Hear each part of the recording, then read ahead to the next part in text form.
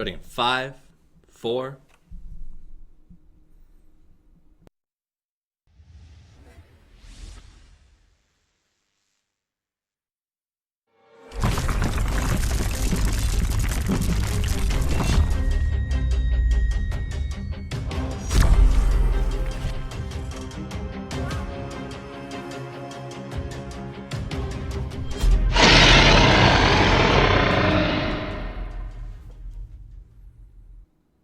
Good evening and welcome back. It's a brand new episode of Around the Pit. My name's Toffees. I'll be your host as always on this episode 20. We've been doing it for a while now. Excited to keep on going as we gear up for TI.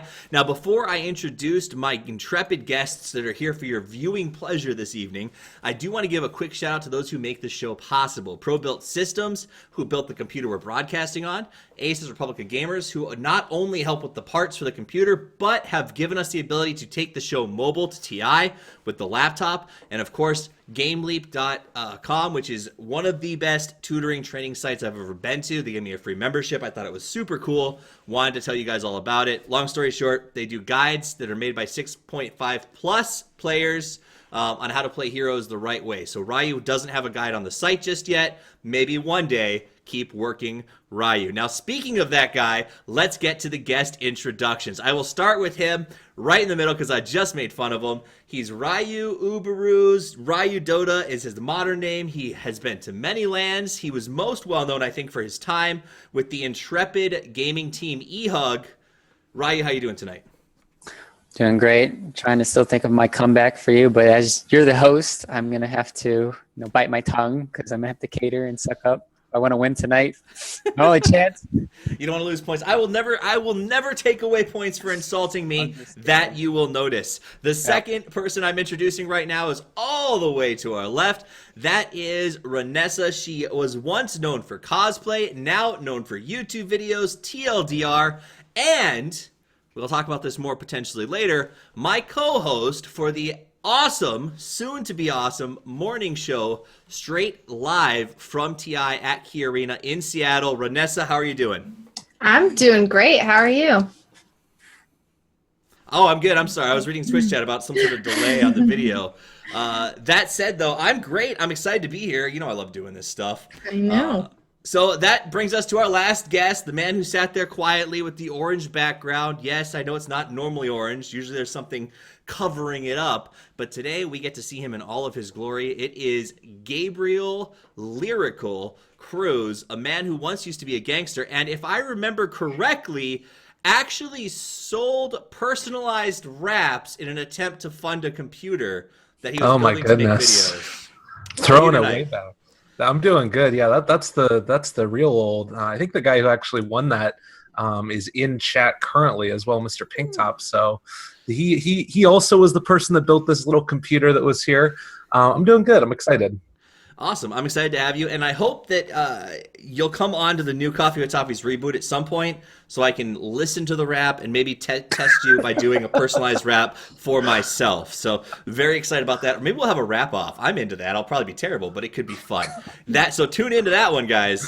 I'm challenging him now. All right, let's get into this thing. Guys, if you haven't watched the show before, it's Around the Pit. It's a good time. There's a lot of topics. The show runs for about 45 minutes, and we try to get through as many topics as we can. Every topic has 8 to 11 minutes. Don't know where I stole that timer from. At the end of a topic, you're going to hear this sound. That's a buzzer, and it's the only rule in the game. Long story short, if you hear the buzzer, you just stop talking. Anytime that I hear a point that I think is valuable, makes sense, or is just gosh darn funny, I will add it to those little number points above our guests. Whoever has the most points at the end wins the Aegis and gets to come back anytime they want. Every guest also, if they choose to use it, gets a 1-minute soapbox at any point during the game that they can use to try and rack up some extra points as we move towards the lightning round. Once the lightning round is over, so too goes the soapboxes. I want to make that clear to you guys tonight. Use them before the lightning round ends, or they disappear. All right. Yeah, go for it. Have you used the buzzer on anyone besides Nahaz?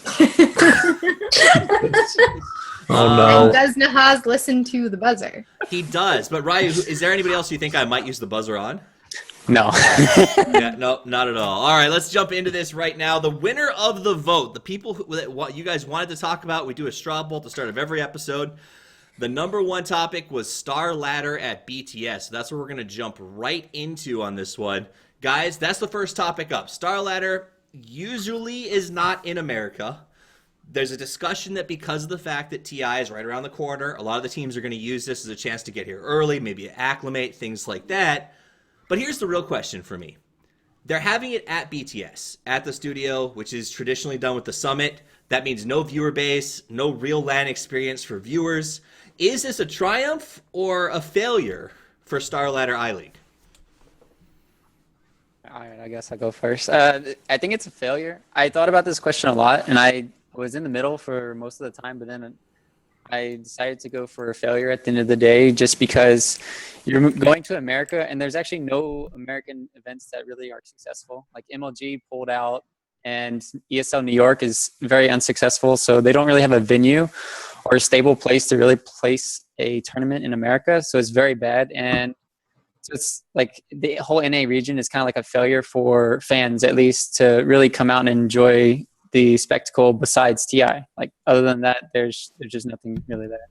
On top of that, putting it next to TI, even if it were a LAN that we could attend, who would attend? If you're making the effort for Right. Star Ladder, which we've had details about at such a late point, you'll only get locals. You won't get that many people. But to sort of compound that, Star Ladder is one of the older tournaments. It's been around for forever, and it's gone up and down. But you associate Star Ladder with crowds chanting Navi and with insane spirit, and it's a classic LAN. It's when you think of a LAN and you think of Star Ladder, it's everything that you're going to picture for what a LAN should be. And so basically rehashing the summit, but without all of the cool behind the scenes players on the couch extra content, is going to give us this very bizarre tournament that I just don't think will have a lot of excitement. It's basically going to be a look into a boot camp rather than an actual LAN. Yeah, I think that's pretty much like the summit minus all the cool fun stuff that they're doing is what it's going to look like. That being said, I still think that there's a lot of potential for it. Like, you can still do a lot of content. It just depends on how much they want to really invest into it this close and this soon after the summit. Like, you can have still creative people that go there and try and put together stuff, but it could be tough. It's the 16th season so far now of Star Ladder as well. And like we were talking about, it's almost exclusively been sort of a European event. The first time they wanted to try and go to N8, they just got put in an awkward situation. And I think that this really speaks more to the problems with the majors, that you have so close together, them with TI and then the other majors that are going on, that you have to fit in these events into this shorter, smaller time period. And when that happens now, you have to sort of like find a venue that's going to work during this particular weekend. And if you don't do it, you just have to kind of get bailed out by BTS. So I think they were in just a really rough position for this particular event. I don't think it's emblematic that like Star Ladder is going to suck forever. It's just that this particular event, now it's going to be like Summit 2.5 or whatever. So Yeah, to it's way too close. So to clarify, I just want to ask this. Are you guys essentially saying it's a failure simply because it's not going to be a LAN experience, and that's sort of what we associate with Star Ladder as a historical Dota LAN that's been around forever, and now we don't get that? Or is it also a failure just because it's even coming to the US? I think go for it. Okay, well, I think the important question there is also what Star Ladder is looking to accomplish. Are they looking to get a foothold in NA, and they knew that the BTS house was the best place to start, and they knew that right before TI was almost the lowest pressure for a LAN? Or were they looking for a big splash before this BAL event happens? Because I wonder if they were planning on the BTS house all along and it wasn't a fallback, and they just wanted to get a LAN in to keep their name and get an experience with NA and sort of test it out if it's something they wanted to do, especially with MLG pulling out and with ESL not having Dota at ESL New York this year. Star Ladder might be looking to test the NA waters, and by doing it through the BTS house, they're dipping their toes in without committing too much or risking as much as they would if they tried to go for a full LAN that doesn't have the support that we've seen. I don't think so. I don't think that that's what they were trying to do. Because like if you look at the reason that teams were going for this event, and we saw some of this talked about on like the other What the Duck thing, that DC, a couple other teams thought that they were going to be getting crowd experience, and that's why a lot of these other teams went to this land, is because they thought they were going to get experience playing in front of a crowd. And I think that what it really came down to is they're trying to find a venue where they could have an event with the land. And if you're going to be testing the waters for NA, you're testing the waters to see how many people are going to show up, how many people are going to be there at an event. And they weren't ever going to be able to make that happen unless it was like in Seattle. And even if it was in Seattle, then you're kind of in this awkward situation where are people really going to stick around in Seattle for 2 weeks for 2 different Dota 2 events. So I think that it's a failure in that they felt like they needed to put something out. And the other thing is maybe a little bit of like posturing to try and get a major themselves. We've talked about the Epicenter crew and how they're probably the best poised group to be doing it. And then Starladder's kind of stuck in this middle ground where they don't have the ridiculous amount of money to have the production team, but they're also teaming up with like, iLeague, which is this Chinese involvement. So there's just like a lot of moving pieces, and it feels like it was all sort of compounded to the last minute. We didn't even know the last teams until last weekend. We didn't know who the last 3 teams were that were going to be there.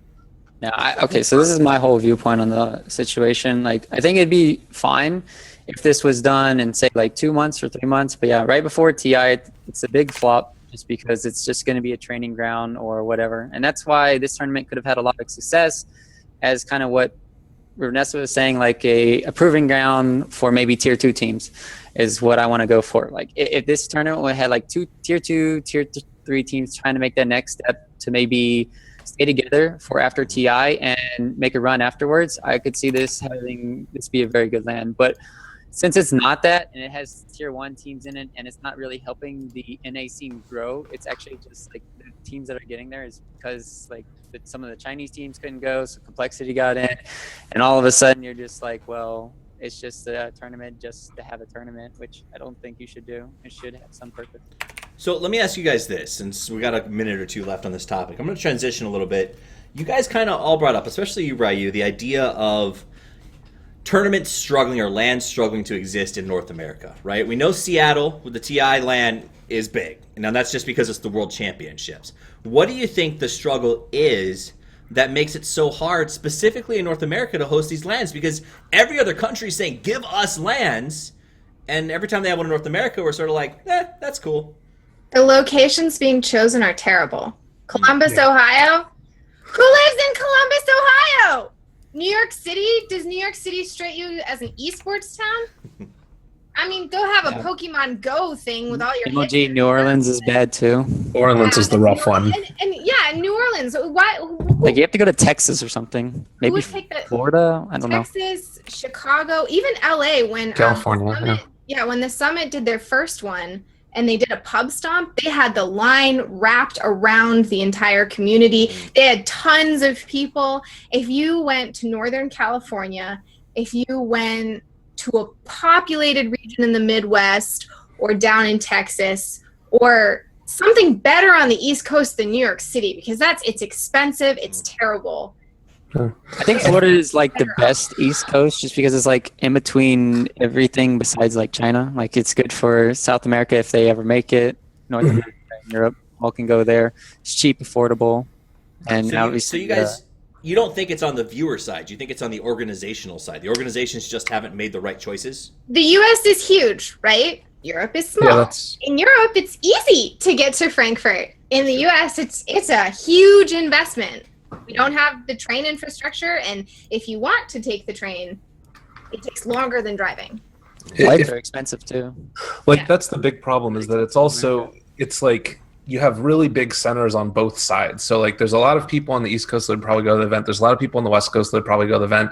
And then there's just like Kansas indefinitely in the middle. That's just going to be like, what are you going to do? You're going to spend a $600 plane ticket to fly across the country and then also be in a hotel for however long the tournament is. Well, and usually they're weekends. And so if you look at taking a 6-hour flight and you have work on Friday, and you leave and you're going to get there, you're maybe going to miss a couple of games, and then you have to leave on Sunday probably before the finals, and there's not enough Dota to justify taking more time off, and it's weekend events combined with.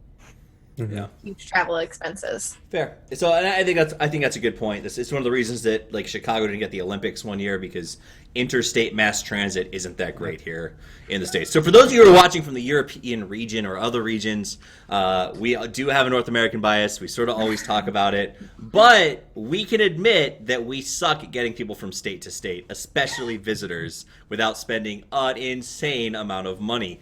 All right, let's move on to the next topic. Now, we've already started talking about BTS. Let's just keep rolling down that. I think everyone can agree having StarLadder at BTS may not be a big win for StarLadder, but it's actually really cool for BTS. Beyond the Summit's new organizational grouping, and what I mean their offices, their new studios look great. The events are going really, really well. We've heard that there's a Smash Summit coming out. We saw a spoiler on, or an accidental spoiler, it looked like, in the stream of a CS:GO Summit on the way.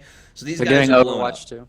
Overwatch Summit coming down the pipeline, which I love the prize pool there. We won't get into it. It's not a Blizzard show, but the fact that they're doing the 999, or was it 9999 prize pool, so they stay under the Blizzard requirements for a license, cracks me up. Let's talk about Summit 5. It just ended a couple of hours ago. We're going to talk about Wings specifically later because they're a unique story. But what do you think about this summit? Traditionally, the summit is one of those lands that has a pretty big impact on who gets invited to a major. This one didn't have that. Do you feel like the summit was still just as much fun and just as powerful, or did it feel more like you were watching some practice matches? It felt like we were watching it for the extra content and not the games. I didn't feel any stress. I didn't feel any anticipation or edge for the teams playing. Granted, I'm a little biased towards, which teams I'm going to have some kind of feelings for, but it felt more like a practice. The teams obviously still cared and were still trying really hard. It wasn't like the teams lacked motivation, but it really felt like I was watching it for the videos they were going to make and having the players casting, which is part of what the summit's about, but it did feel like it lacked a little bit of the competitive weight.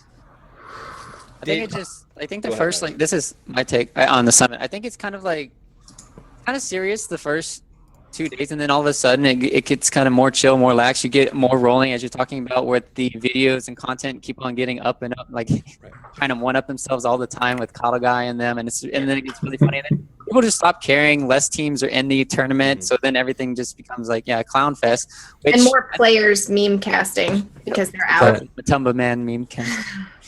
Kuro's trying to be the only serious one at the summit, guys, but he couldn't hold it all in by himself. But yeah, it's just kind of like that. Eventually, towards the end of the line, it just doesn't matter so much about the Dota as it does about the production. I mean, but that's the reason that the tournament, like the That's summit, the whole point of the tournament. That's Yeah, the whole point of the tournament. The whole point of the tournament was always Exactly. to get an insight into the players, and it's not always been like huge for invites that are really important, and that is something that's there, but that's like the cherry on top as opposed to like the sundae, the center of it, which is getting insight into these teams. That's why I love the Chinese cast. When Wings actually came on and did a cast with Jack on the couch, and Merlini was there too, getting to hear how they felt about the game. And also, Matumba Man Kuro at the end doing the commentary. Even in the games, I didn't feel like there was a ton that was being exposed as far as what everybody wanted to run. Wings showed a lot, and they always do in their drafts, which we can talk about more. But it was more that within each game, they picked the draft that they wanted to, and then they played it to the best of their abilities, but they weren't really revealing a whole lot. Like maybe saving a couple of things, but it felt like they were sort of, there was pocket strats maybe being saved, but it wasn't necessarily that they weren't trying hard. It's just that they played these drafts that they liked to the best of their abilities. Now, in past summits, I've found myself doing other things in life, say mowing the lawn or taking care of a family member, and thinking, okay, the games are starting at this time, I got to get there and I got to watch it.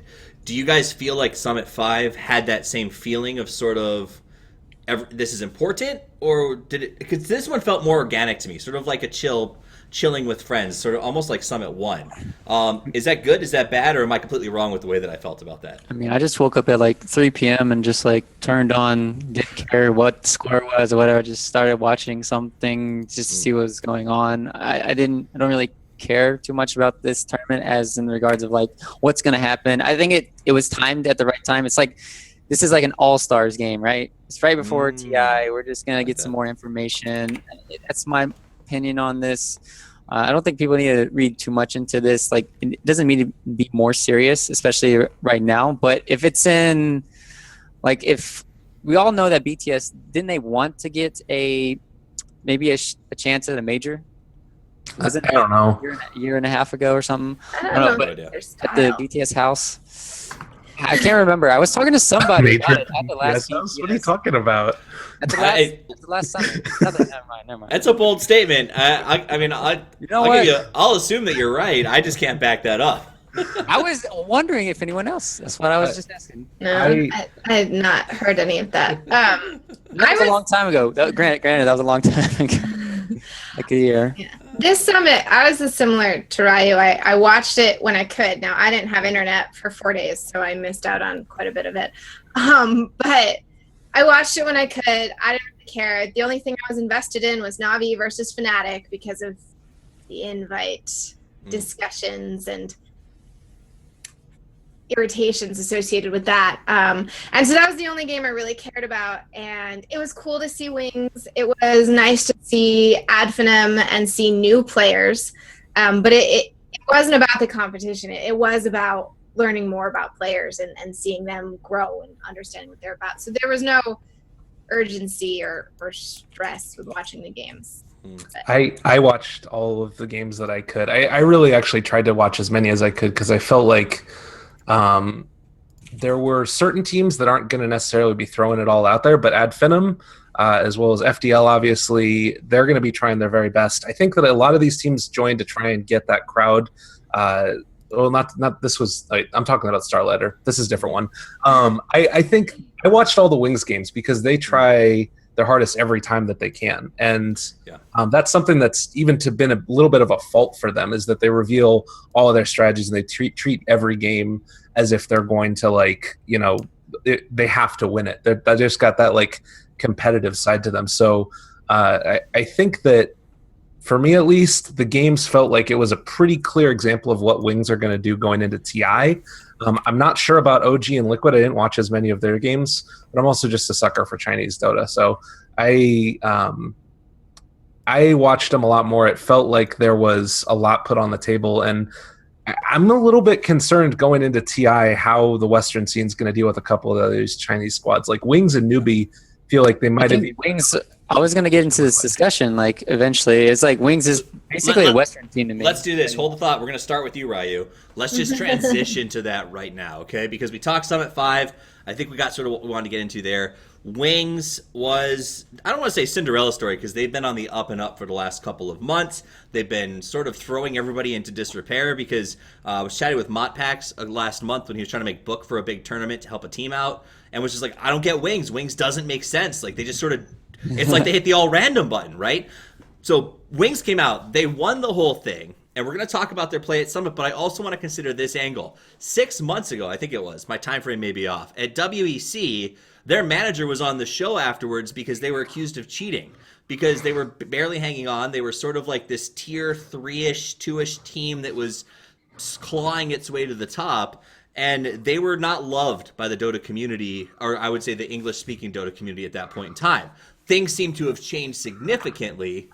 Is that just because you won? Now, I'll start with Ryuu talking about Wings' play at Summit because he had the floor. Oh, okay. All right. So Wings to me is like a Western team in my eyes just because they always experiment. They're like the Wisp. Like, I even think they run Wisp almost better than OG at times. Like that is how good they are. They even know how to counter the Wisp. And then you see these other Chinese teams. They're like, okay, we got to ban Wisp. We got to ban. No, they don't. They crush the hero. They do everything. Mm-hmm. That's why I like Wings. And that's why I think this TI is going to matter a lot about who plays who. I think if Wings play another Chinese team, they might actually have a harder time. And I do think they can be they can stomp Western teams pretty easily. So I'm very interested to see how the brackets shape up and how they work out. Because to me, Wings is that team that's going to finish top 3 or is going to finish potentially. I don't want to say bottom 3 again, just like the majors, but it seems like when the one tournament they go in, they get first or second. Then the next one they get like last or something, and then the next one they get first, second. It's kind of like off and on. So some of their strategies work, some don't. I am going to disagree with some of what you said there, my man. But I'll go back to the first thing that Toffees you were talking about with the cheating thing. I felt like Wings became this catalyst for all of the shit that went wrong with WCA. Yeah, like WCA was a god awful tournament, and there was like the big thing that people were saying then was that it was like Leviathan were going up against them, and then they're like, how did Wings know to ban out Pudge and Earth? It's like, well, it's Leviathan. If you're not watching the game, and I don't want to hate too much against Leviathan, but it's not like anybody was surprised that they didn't do amazing at that tournament. Like they're a great team. They're bigger personalities than they think that they are, like really strong players when they were together, and they have broken up since then. But like for me, Wings, they play to the level of their opponents, and at the Manila Major where they got 13th through 16th, they lost in a best of one to Complexity after a rough group stage. And that was the big issue there, was that it was a best of one in the lower bracket where they just kind of got handled a little bit. And I think that you can't ever like bet against or for Wings in these situations. Like they got first in ESL 1 Manila by 3-0ing Liquid, then they came second in Nanyang, barely losing to Newbie in a best of 5, and now they've also come here to the Summit and essentially gone 5-1 against OG. Like they're incredibly strong.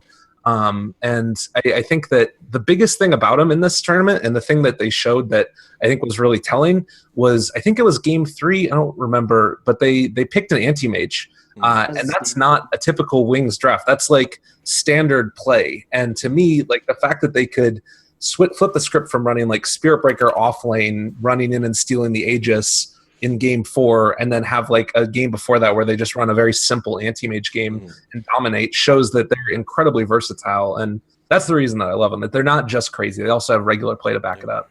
Well, something that's been very characteristic of, I think, the past year of Dota has, and I think we talked about on the last show, cohesion versus individual skill. Yep. And we saw it in the finals, and, the players on the couch were saying OG just doesn't look like they're working well together. And I think we saw that with Fnatic as well. It just seemed like they were not meshing. And when you watch Wings, they're crazy all of the time, and they all are crazy to get the whole no-tail, go full crazy, etc. And so I think that gives them a lot of their strength against the Western teams. Like you're talking about, if they go up against a Chinese team, they have a harder time. Because it seems to me like the Chinese teams are much more cohesive right now, and they back each other up better, and they understand each other a little better. And the Western teams are kind of relying on skill and drafts, and a lot of times they play together great. We have OG and the power of friendship. But when that is off just a tiny bit, they really fall. And that seems to be where Wings can really take advantage if teams are having any slight issue with working together. Wings can just hammer in and drive the team apart and completely crush them with ridiculous things like a Spirit Breaker offlane, which is literally designed to tilt your opponents. So let me ask you guys this. Post TI3, there was an interview. I forgot who it was with, and they talked about Na'Vi specifically. And one of the players talked about how Dendy's mentality was, I can just pull it off, and he would go sort of full YOLO, and the rest of the team would just go, all right, we got your back. Does Wings, as you watch them, is that the vibe that they've got just one player or two players that have the YOLO life, or are all of them sort of have that crazy, it's either going to be a big, awesome experience, or we're going to go out in flames?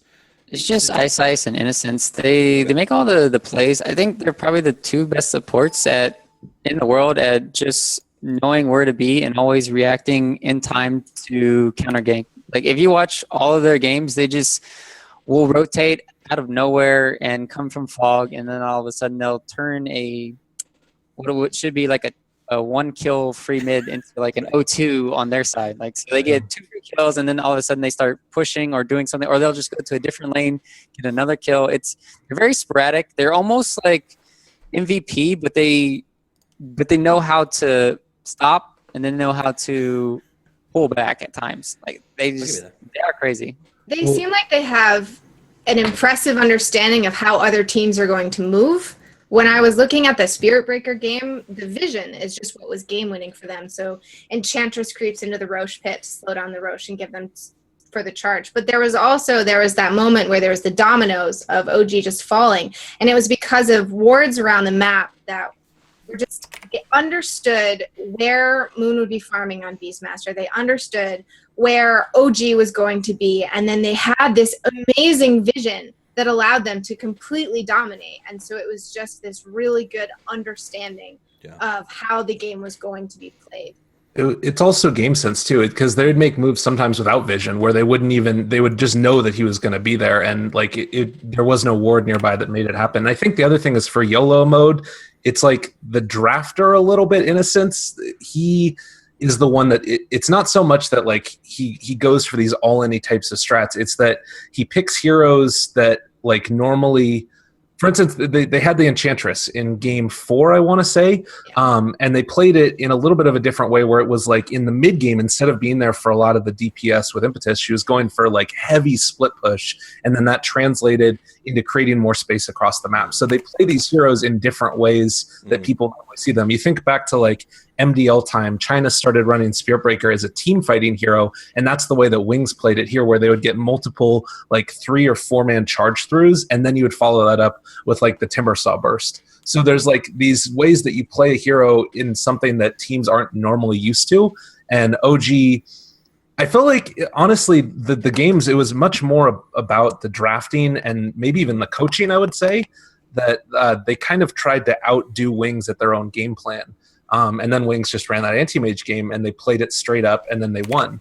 It felt to me like sort of OG were grasping at straws there at the end a little bit, and I don't know if that's drafting. I don't know if that's like you saw at the end. It was like No Tail sort of holding his head. He's like, we're really picking Huskar right now. Right. It was that was my read of it, at least. I'm gonna build off of kind of both what you both said for both of the heroes. The reason why Wings are so successful in everything they do, it's because they always have these core 3-4 heroes that they always are gonna play, and they're standard and they're amazing at them. But then they'll always 4th or 5th pick something out of the box, like Kunkka, but in this tournament they just did anti-mage to counter out the storm and stuff like that, and then the Spirit Breaker, right? So you have these heroes that just come out sometimes that just completely win them the game, and it's like that pick that you're saying that just completely counters the enemy team, and they just see that it works in these situations. It seems to me, and I could be wrong, I'm no analyst, I just sit here and tell you guys what to talk about, but it seems to me like Wings is one of the few teams I see that seems to play the opponent, not play the meta, if that makes sense. Like they go in, they say, I know what these guys like, I know their style, and I'm going to play them with whatever heroes I need to beat them. Is that the case? I think DC plays to that extent as well, where they'll think about, and I think Fnatic does too. I think they really consider who their opponents are and will try. It just seems like Wings is a little more successful at it right now, and whether that's better team cohesion or if we really want to think about it, let's think about what their scrims are like. Let's think about what experience they have. When you're up against the iron discipline of China in your scrims, I think that's what helps differentiate them from MVP or from DC, because they have a lot more experience in understanding how to go up against a very strong, cohesive unit that has a very different everyone's dedicated to the game, but I think the mindset differs quite a bit between regions. And so I think that the scrims and the practice that Wings have gives them what they need to be able to play their opponents a little better. There was a really great interview that was put up in Reddit, and it was basically about the way that Wings train, and it totally echoes what you said right there. The other thing, at the end of the summit, they went down, they did their little like post-game interview, they went back up and they watched all the replays from the games. Really? So like they're not even like it's not about celebration, it's not about feeling good. It's like we're gonna go figure out how to make ourselves better, even though we just 3-1'd OG. So to me, that sort of spells the type of mentality that this team has. Evil Geniuses was actually the same. The first lands I went to and I watched them after their wins, they didn't high five, they didn't hug, they just stood up, and they looked grumpy. and then they went back to their room, and I never saw them celebrate. Even at TI, look at the pictures at TI when they won, and Smail's just like, yeah. It's just their mentality, because if you celebrate, you're kind of letting up on yourself. You're not maintaining your pressure or your dedication. You're congratulating yourself, which means you let yourself slide. Fair. All right, guys, that's that. Okay, Ryuu, I'm going to give you one thing to say because you got shut out of that last section. Go.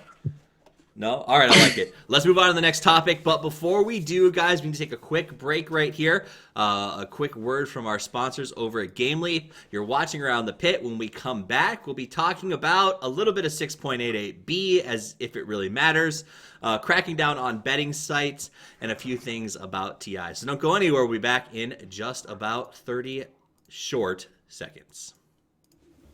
GameLeap wants to know, do you want to improve and win? With over 400 professional guides by 6.5k plus players updated daily, unleash your potential.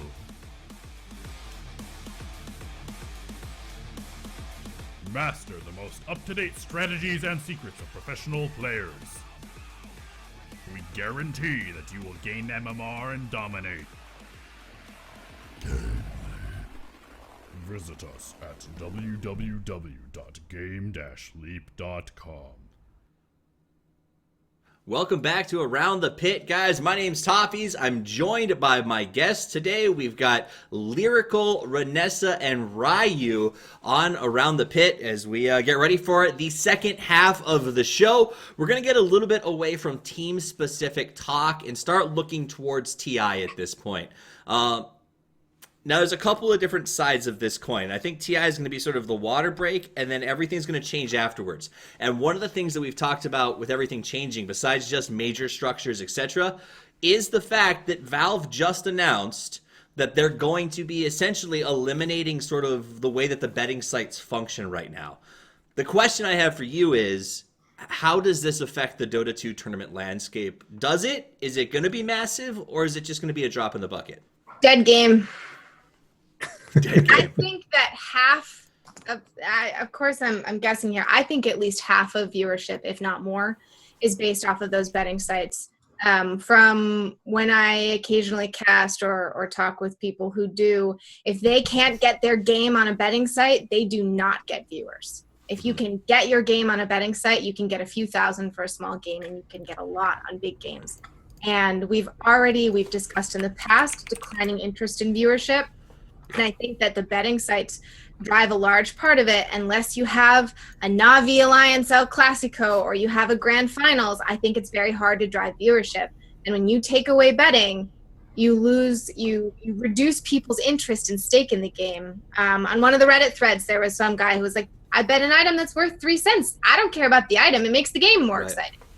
And Valve's taking away something that really makes viewership increase quite a bit, and they're going to have to replace it with something else.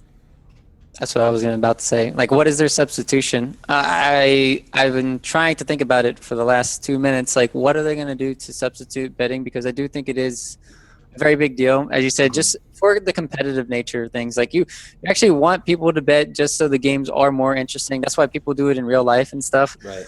For all the sports. And how are you going to replicate something like that? And I'm kind of at a loss. Give me more time. Gabe, it's your turn. I don't think it's going to matter that much. Really? I'll depart from what the other people are saying. I think that it's going to be more important. Like, I think that it matters for qualifier matches. It sucks for people like me and Ryuu a little bit who are casting these qualifier games and probably going to lose out on a good portion of the people that are watching. But sponsors aren't there for the qualifier matches. Sponsors are there for the grand finals. Sponsors are there for the viewers that are going to be watching those bigger times. And I don't think that that's going to be affected as much. Like, viewership when I cast a game on JDL or when I cast a game on, like, for instance, the Nanian qualifiers or whatever else, that is largely driven by people that are there for betting sites. Right. That being said, they don't bring a ton into the system outside of, like, their eyes watching the screen.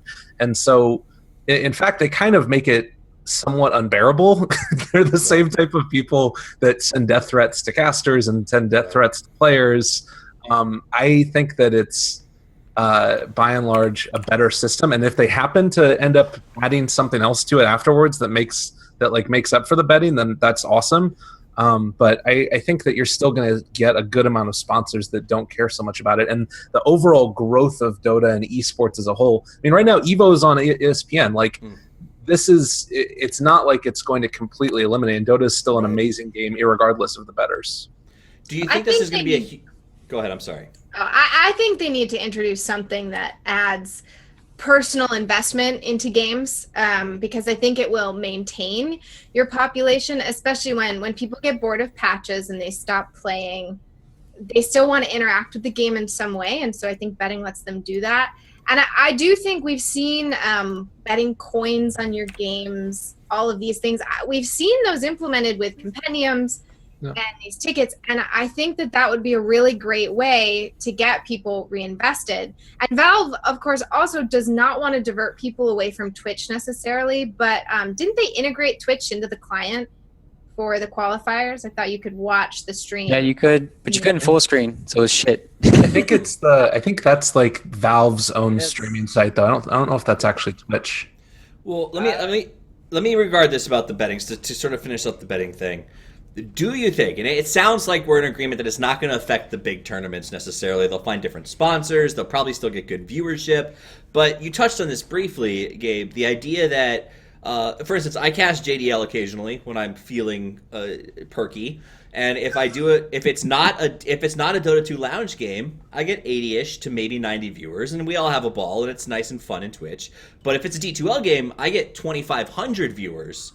Mm-hmm. And JDL, you could argue, get sponsors because of the fact that they can say, well, we're going to have a ton of viewers. So does this effectively cause a lot of trouble for these smaller tournaments that aren't majors, that are sort of the $50,000 to $100,000 division that are trying to sell sponsors on, look, thousands are going to watch, because will they still watch?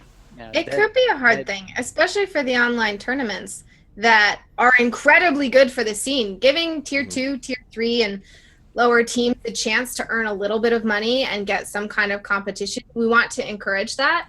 And I hadn't even thought of the sponsorship angle, but that makes a ton of sense. If sponsors are saying, well, betting's done, which means your numbers are going to drop. If they know that, I don't know how many people actually realize that other than casters who are paying a little more attention. We might see a dip in these tournaments that are essential for growing the scene, because we can't rely on giants and big tournaments to carry everything for forever. Players are retiring, new people pop up. We need places for those new people to pop up from, and we need places for tier 2 and 3 teams to practice, because they're not always going to make it to LANs. I think tier 2 and tier 3 teams are about to be dead at this rate if nothing new comes out, because what happens is, like, all of a sudden you have a situation now where I lost everything that I had in my mind. Well, what you were going to say, what I think you're going to say is something like this. Teams like Danish Bears, okay? So Danish Bears are a good up-and-coming Euro team that depend on tier 3 tournament prize pools to survive. And you also get no more chests too, and like for the because those all the top tier 1, and then you also have the majors in between. So like it's going to be less and less. So how are you going to make your money if you don't have these chests to sell now? You don't have, as you said, you're not getting the sponsorships because of betting. How are these tournaments going to survive now? The tier 2 and tier 3 ones. And streaming on Twitch is not working for players either. As there's a lot of options for players to kind of make money and move forward as a pro, but none of them are good options. So nobody individually sponsors players. Orgs, there's not a ton of them, and if we're losing these small tournaments, then you're also going to lose interest from organizations for picking up a smaller team. Because a lot of these online tournaments are great ways for organizations to kind of get a little bit of press for themselves as well. And I don't know if we've brought this up before. I can't remember who I argued this with. But there is the fact that these smaller teams are investing a lot into the major systems. And it's a very, very long shot that they'll actually get anywhere. But they're boot camping, or they're investing a lot of their time. Sounds like you talked to Leviathan. at this. Yeah, but Poor they're putting a Yeah. lot in for these qualifiers that they have almost no chance with. But it's their big shot and it's their big chance. So you can't say that they shouldn't be doing it, because if they make it to the majors, it's huge for them. But if they invest everything in these majors and then nothing comes out of it for most of the teams that play, it's really hard for them to keep going. And so these smaller tournaments are what helps them. But I do think that without the betting, without some drive to viewership, it gets too hard. And that might also trace back to Reborn and the way tickets and compendiums, and like you said, chests and the workshop and that whole mess is also all tied into that. If you could find other ways to drive viewership, it'd be okay. There was a good idea what you were talking about earlier that I kind of was trying to think about with the betting Coins. in game. Mm-hmm. Yeah, the betting in game. Like you have to do it some way where if you bet in game, you get some reward and maybe like an item, maybe a chest or something. The Battle Cup tournament, It's- emoticons, it doesn't even have to be any item that's permanent. It could be something that lasts for a week. I'm going to question that River logic. violence. I'm getting involved simply because of this. An in-game bet only matters if you're watching on the in-game client. And sponsors don't really care about Dota TV. They care about who's watching Twitch. Twitch, okay, well, Twitch was integrated into the client, so you could watch in there. That's But fair. also, you used to be able to get game drops by watching a Twitch stream Yeah, game because they're linked. If you can link your Steam through Twitch. So there's no reason that you would have to do it through the client. I Okay. think it would be possible for Valve. -1 for toffees. So if they found a way to work together, potentially, what were you going to say, Gabe? I think that here's the thing that I'll say. Valve want Dota to succeed. That's by and large the thing. A lot of times what happens with these Valve events and Valve initiatives is that they throw it out there. They do it a lot like patches. They spitball the idea and then they sort of scale it back or roll it forward to balance out the effects. If we are building a new sort of form of a new model for the way that Dota is going to be built. They have like the major system now on top of TI. There's been some talk maybe about minors coming out a little bit that are sponsored by smaller tournaments. Not sure if that's something that's actually going to happen. If all of that is being built upon the basis of betting sites, then you're starting with kind of a shaky bottom, because that can all get taken away as soon as like governments start realizing, holy shit, 13-year-olds are betting money. We need to stop. That's exactly. We're not talking about betting. Betting's done. Betting money Exactly. is Well, what I'm saying is that to me, this is why I think that it's more an answer of let's try and rebuild around something new. Yeah, right. Try and So rebuild you're around saying something that actually instead of- works. Instead of saying, let's find sponsors to fund low-tier tournaments, let's build a system that doesn't rely on that to build people. Where players also can have a new avenue, where players can not just have to like rely going all in on a major or something like that. Like I think that you try and rebuild the system, because right now Dota 2 has largely been built around betting. You kind of tear out that foundation and things might struggle a little bit. But I think betting for viewers and then tournament prize money for players. Like there's only two ways for people to actually make money at the top, and it's those two.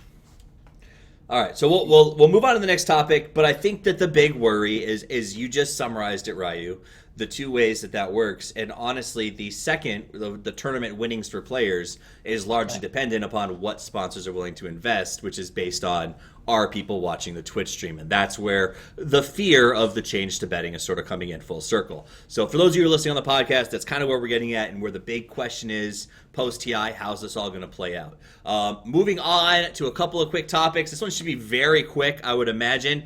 6.88B, as I've nicknamed 6.88 bleh, has come out just recently. Was there anything that you guys saw in it that you said, man, this is a game changer, or that it's important for our listeners to know? Metamorphosis, that's all. Oh, Very much. I mean, you could. Yeah, the EXP thing is not even worth mentioning. But I do think OD is one of those heroes that we saw today kind of work out for OG, and he had a small buff. And I think he is a decent hero to counter Terrorblade at times. He one-shots illusions.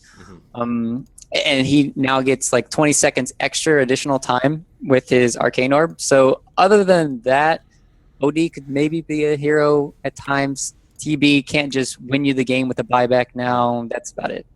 Okay. Everybody, that's pretty much not a lot coming out of this patch. Yeah, that Beastmaster Boar. There you go. So much more XP now. There was one other thing. The Meepo buff a little bit. He got 0.3 added onto his Agi growth, and that ends up being about 36 Agi across 5 Meepos over the course of the game. So that's something that could be relevant, but again, I'm not sure if it's huge. It's like little buffs here and there. That's like the story of the patch. A lot of Meepo counters are very strong right now. Like Ricky.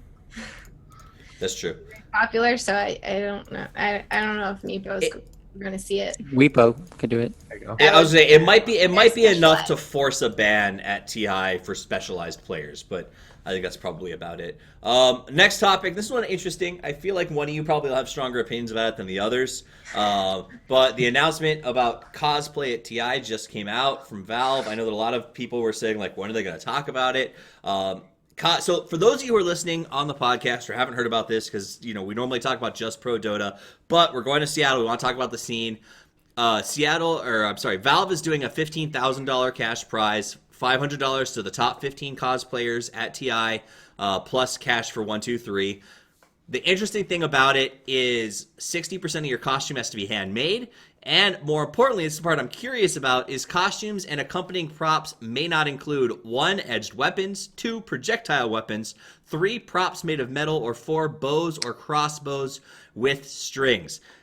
Are these requirements coming out so late going to proverbially fuck over some cosplayers? And what's sort of your thoughts on cosplay at TI in regards to the actual event itself? I have so many things I could say on this. I'm going to start off with a very unpopular opinion that no one will expect from me ever. I dislike the existence of cosplay competitions at Dota Lands. It's a Dota Land. It is not BlizzCon or Comic-Con or AnimeCon or whatever else. To me, cosplaying is share with the community, passion, fun. It's not a competition. Dota's a competition. Cosplay and other things are competitions, but it feels so weird to me to have that amount of money and attention. I disagree fully with that because there's cheerleading in football and stuff, and like, what are you gonna say? You don't like cheerleading? Yeah, but cheerleading, no. Whole thing. They're not listen. game. You cheerlead at the football game, but you compete at a cheerleading competition. So hold on, no, time out. Let me ask this then, since we've equated cosplayers to cheerleaders. Would you say, if we're talking pro sports, I think of cosplayers more as, like, when I go to a game with my wife and she wears like a blue wig and crazy outfits and I like paint my chest and go bananas, that's what I think about as cosplayers. So you, Ryuu, see them as sort of like the sideliners who are just there to make the pros feel better? I mean, I think they're He has a valid point. I understand. I mean, cheerleaders are there to, like, you want to pump them up. I mean, they're there to pump up the crowd. Fans, exactly. That's what cheerleaders are. That's what the cosplayers are doing. They're pumping up the fans. They're getting pictures taken. They're exactly the same thing, at least in my mind. Maybe not in all regards because they don't get paid the same, but I think that they're for entertainment value. I think that since there's been so much success lately at tournaments for them and everybody wants it to happen, I think it's actually a fine thing to have it at this TI just to try it out. It's good. I think it's too much money. So I think it's cool to do a competition and give people stage time and recognition while there's downtime and no games. More content's always better. I think it's too much money. We saw it in the past couple of competitions. Maruna tweeted one, a few other people tweeted them. People order their cosplays. They're not making them. They're getting them commissioned from professionals so that they can go and win a lot of money because then they'll win a lot more. And that takes away all of the fun. It should be about what you can do creatively. There are some things I cannot do, so I just buy it. But it's not the main focus of my cosplay. I would never commission a whole one to be made, which, again, you can do that if you're going to a con and you have fans and etc. But with these competitions, it brings out a lot of that. And I think when the money is so large, that shouldn't be a factor. So 500 to top 15, they should just leave it at that and then give people a medal. So, Reinessa, if you're against cosplayers going out and buying costumes to win money, were you against Secret going out and buying players to win Oh tournaments? God. Those players still have to play successfully. Yeah. All right. This is I'll preface this by saying I don't know shit about cosplay. I've never been to an event where there's cosplaying yet. TI is going to be my first one, so I'm very excited about that. But the big thing for me with all of this is that, like, I completely agree with what Reinessa is saying. I didn't think about it really. If your incentives are aligned to win a lot of money, then it's not necessarily like that's separate from the culture. It feels like of what cosplay is supposed to be. One thing that kind of could be cool, throw this out there, anybody watching at Valve, I don't know if people watch it, maybe you just have it so that you put all of that money towards refunding people their purchases to actually like put out the cosplay. So a cosplayer can keep all of their receipts for everything that was bought, and then at the end of the event, they give them back the money that it cost them to do the thing. And that would like probably increase the number of people that want to do a cosplay exponentially. That would have been way more than, because like now you're just going to have people that are trying to get the top, whereas I would imagine what they want is a lot of people running around. Like they want a bunch of juggernauts that are hanging out in the stadium or whatever. What I hated the most from all this was in some of the tournaments, you would actually have cosplayers going there who actually played like League of Legends, World of Warcraft. But yeah, they That is- that's what That there's a way to counter that though. You have the Steam link, and then you have to maybe have a certain number of hours played. But this time around, they have the performance aspect as yeah, they well. have but that's what's new about this, like the Steam thing, right? It's integrated, so at least you have to have Steam to do this or something. You can't just say like, hey, I do something else. But back to there's another point as well. They waited so long to announce it, partially I think to discourage this sort of thing from happening. So a league player or a professional cosplayer is not going to only have 2 weeks notice to put together a cosplay. And they wouldn't have been planning to go to TI with a cosplay otherwise, because TI is not the place to build your cosplay brand. It doesn't do anything for you. Right. So I think they waited to announce it to discourage that. What if you're that guy who's a DK that made it for his son in like 4 days, though? Right. You can really crank out a cosplay if that's all you do. You can get through it very quickly. Really good.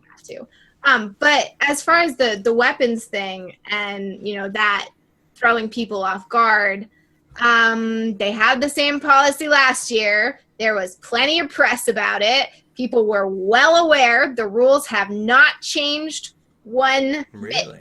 Exactly the same as they were last year. So they are, and Maruna wrote a whole bunch about it on the Reddit post for it. And she said that it is different from con to con, what their rules are. And she tried very hard to make her sword safe. They say no edged weapons. I have axes that their edge on them is like this big. Like it doesn't come down to a point at all. Those would be allowed. They're hollow plastic. They're large. They don't weigh anything. Those would be fine. And so as a cosplayer, you should know that these venues, and that's the other thing, this is not Valve's rule. This is Key Arena's rule. They were the same last year. They're the same this year. They were the same at ESL New York. They're the same everywhere you go. They have metal detectors. They have staff. They have people who do any esports running these. And so as a cosplayer, you need to recognize that. Don't string your bow. Don't stick a point on your arrow. If you have swords, don't make them actual swords. Put them in sheaths and just put a handle above a sheath. And then it looks like you have swords. You don't actually have them. So, I mean, at the end of the day, it's I think that the moral of the story is they did this.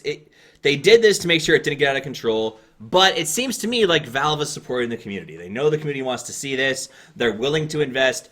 They were planning on a competition last year. They had the photographer and the pins, and when I spoke to him, he said, we're gauging interest. We want to do a competition next year. For $15,000 was a tournament prize pool 3 years ago, and now it's our cosplay prize pool. So that, I think, is Valve saying we appreciate what you bring to the event, because we all love seeing them in the walkways. You'll get the experience game. It's pretty cool. The only thing I care about is as long as that creepy purple dude is back this year, Yeah, there was a Darkseer cosplay that went bad halfway through the day, and it was just a guy walking around with a purple face. It was wonderful. I hope he comes back. I hope I get to see it again. That said, though, let's jump. We're out of time, so we're going to go to the lightning round here, guys. The lightning round is relatively simple. Everybody gets 1 minute on the clock, and you talk about the topic, and if you make a good point, you get a point, right? Not too difficult. The topic today is... TI is I think 3 weeks away at this point. What are you most excited about? What do you think is going to be amazing coming out of TI? I'm going to hit the randomizer real quick to see who goes first. And this week it's going to be Reinessa starting us off. I think what's going to be incredible at this TI is going to be, I think the All-Star match and the extra things that Valve are doing after Epicenter kind of challenged them production value-wise. I think stage design, All-Star, probably Pit Lord, based on what everyone has been saying. I think we're really going to see a lot of exciting things that are going to get us super invested in Dota. Valve know that TI is their one time of year that everybody is watching, and they're going to do every single thing they can to kind of push it forward and engage and maintain and grow the audience. And so I think that new hero, new modes, new everything, they're going to pull out all the stops and try and really give us the show that deserves this prize pool that will probably never be surpassed again, I would say. That is a bold statement. All right. Let's move. That's our minute. Let's move to Lyrical. 1 minute on the clock, sir. Starting now. Dota. The Dota itself, I think, is going to be the best that we've seen so far. All of the teams are incredibly close. They're incredibly tight, even up at the top. Like, I think that Wings today and over the past month have shown that they're worthy of being in the consideration with those other teams that are up there, OG, the Liquid, the Newbie. And I think it's going to be a story, for me at least, of China against the world. I want to see how EG and Secret perform at StarLadder. That's going to be pretty telling. Just the general play, not so much like the picks, but how well they actually play as a team together. But the Dota, to me, is the most important thing. And I think that you've just got so many great storylines that are going on here. You've got Jimmy with TNC, who's sort of playing the Mighty Ducks role of trying to invigorate these people from the Southeast Asian squad.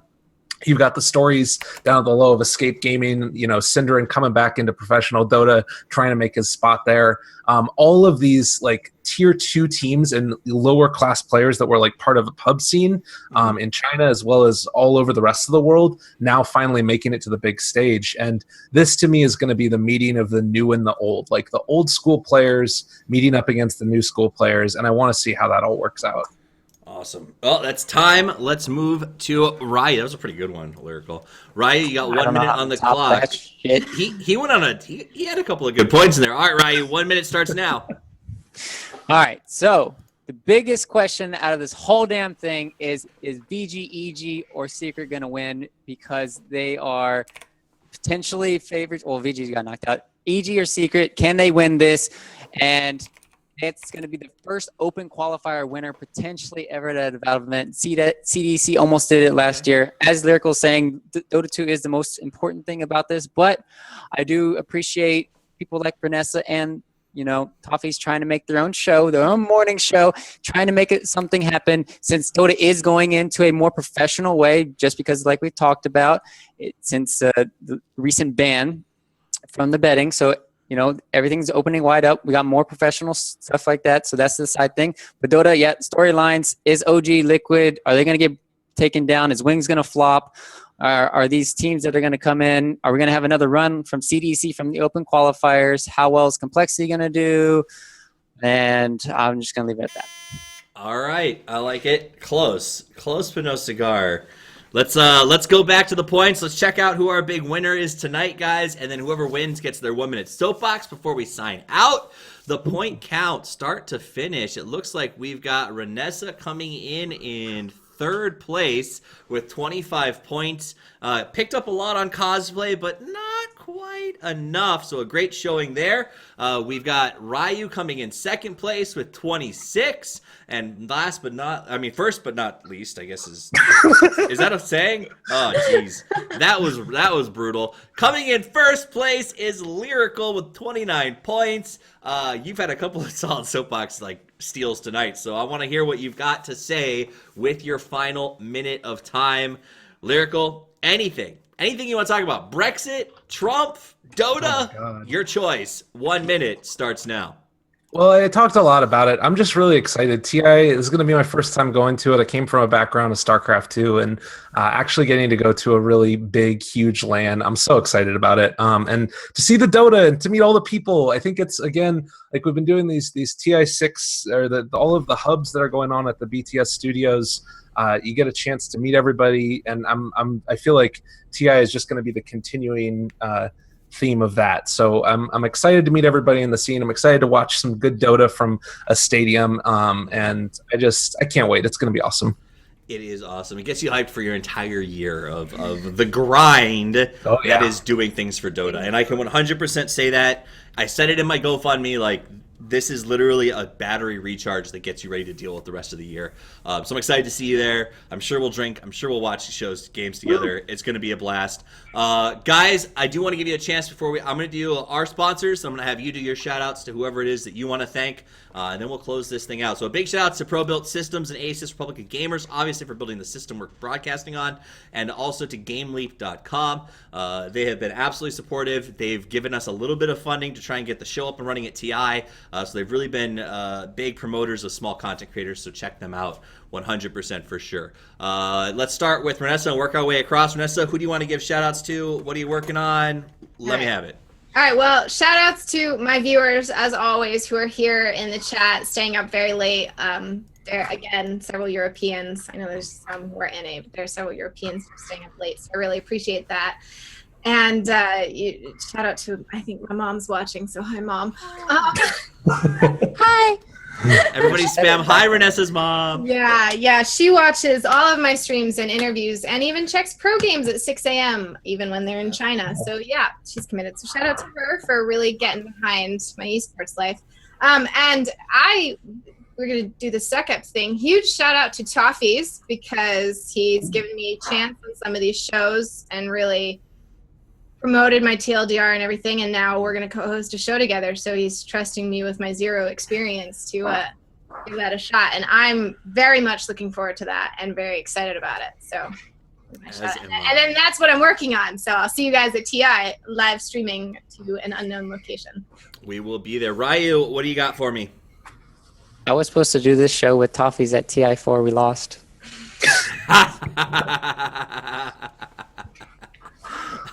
Lyrical, you can find him at Ryuu Dota, spelled with 2 U's. Lyrical, what do you got?